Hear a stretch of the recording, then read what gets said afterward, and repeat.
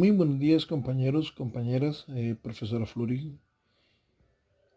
Como grupo uno nos corresponde presentar lo que es el Centro Educativo de Calidad como eje de la educación costarricense. Este grupo está compuesto por los compañeros Paola Isabel Acevedo Dinarte, Aarón Zúñiga Hernández y mi persona Eliezer Zúñiga Zúñiga. El 26 de julio del 2005, el Consejo Superior de Educación solicitó al entonces ministro de Educación, el señor Manuel Antonio Bolaños, convocar a la construcción colectiva de un acuerdo sobre educación, con el objetivo de avanzar hacia la definición de una política de Estado con base en investigaciones, análisis, resultados y propuestas de definición que plantea el mismo Consejo Superior de Educación. A tal fin, a partir del 1 de diciembre del 2005, se establecieron en primera fase 6 comisiones de trabajo para los temas de gran pertinencia de la educación costarricense, como son el acceso y equidad al sistema educativo costarricense, la participación protagónica de la comunidad y la familia en el proceso educativo, el financiamiento de la educación costarricense,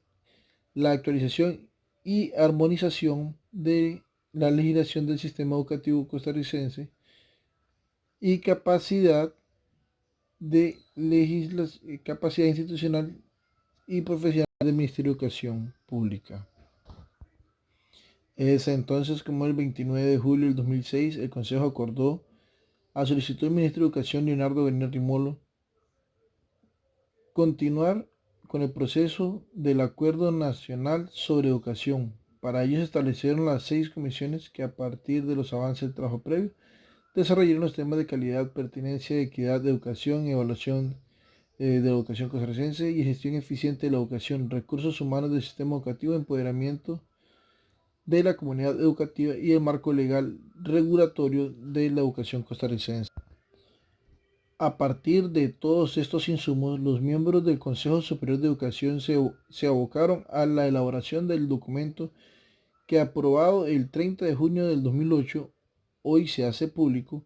Su título refleja con claridad la intencionalidad que nos mueve: convertir el centro educativo de calidad en el eje de la educación costarricense.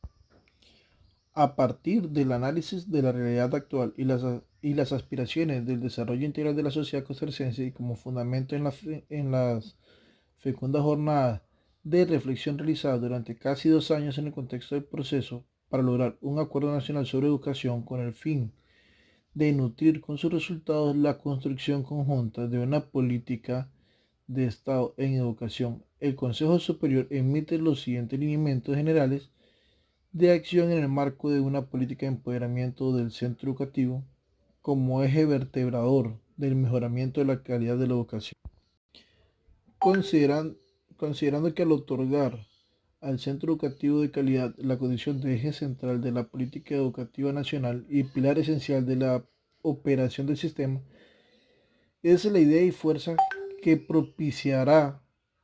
la construcción de centros educativos con una identidad institucional más rica, con mayor autonomía relativa, capacidad de decisión y con una participación más amplia de la comunidad, constituida por estudiantes, padres de familia, personal del centro educativo y miembros de la comunidad local. De esta forma trasciende la visión política burocrática de gestión educativa y el excesivo e inútil control ejercido por ciertos mandos medios que en no pocas ocasiones han actuado como los paralizantes de la creatividad, la participación y la iniciativa de los centros educativos y de sus comunidades. Para lograr este objetivo se basa este contenido en 3 principios fundamentales. El primero, la educación de calidad como un derecho de todos. Una educación de calidad es esencial para el desarrollo de las personas como seres humanos sujetos de otros derechos humanos. Implica una oferta educativa que atienda las necesidades y aspiraciones sociales en general y en especial aquellas de los grupos más desfavorecidos. Esto al reafirmar que la educación de calidad como un derecho fundamental, establecemos como un punto de partida el carácter universal de esta política educativa y su aspiración intrínsecamente inclusiva. El segundo principio es la educación como formadora de personas debe ser integral, trascendiendo cualquier valor meramente utilitario. El fin esencial de la educación es la formación integral de todos los hombres y mujeres como instrumento para alcanzar su plenitud como personas con preeminencia sobre todo otro valor social. El saber ser, el saber conocer, el saber hacer y el saber convivir conforman el conjunto de saberes necesarios en una educación integral.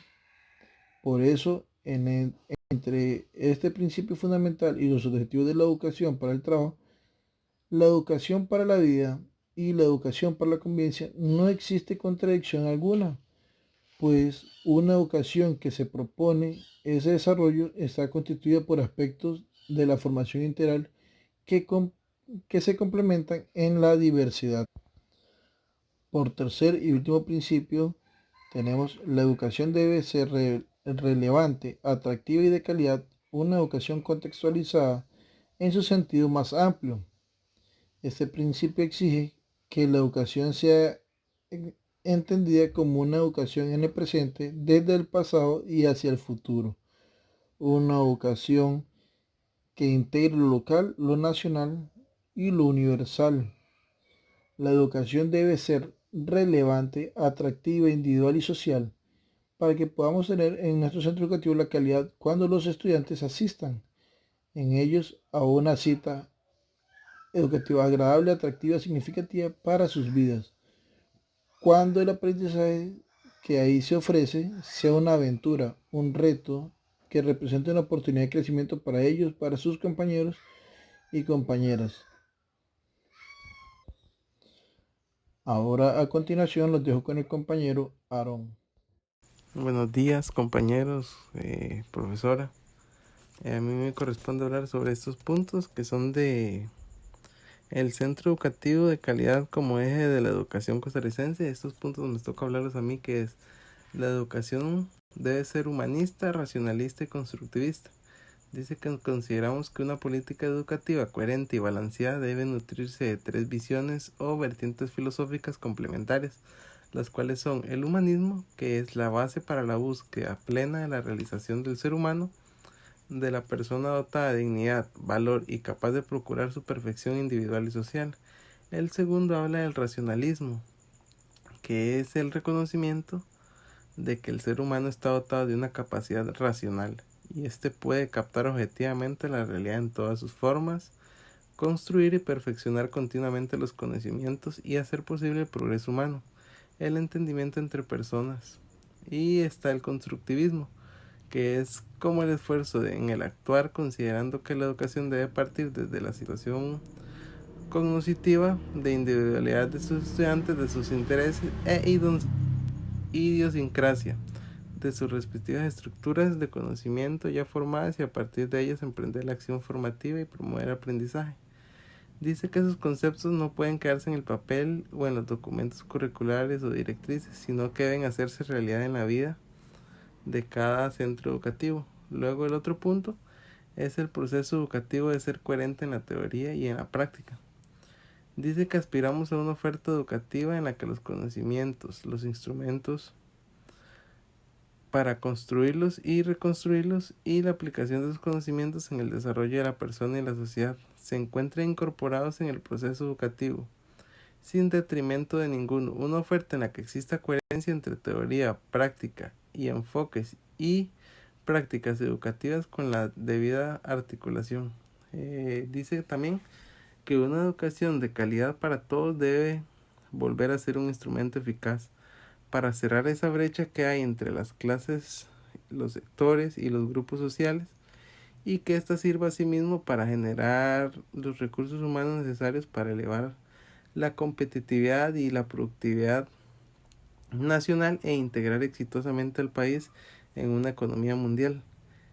También tiene que haber una educación de calidad que debe construir el pleno desarrollo de la personalidad de los educandos y sin descuidar y poder atender adecuadamente tanto el desarrollo de sus propias aptitudes conforme con su vocación. Luego, la educación es responsabilidad de todos. Dice que el mejoramiento de la calidad de la educación mediante una visión que parte del centro educativo como el eje de la educación central descansa fundamentalmente en la participación activa, creativa, crítica, decisoria y comprometida de los estudiantes y de sus familias,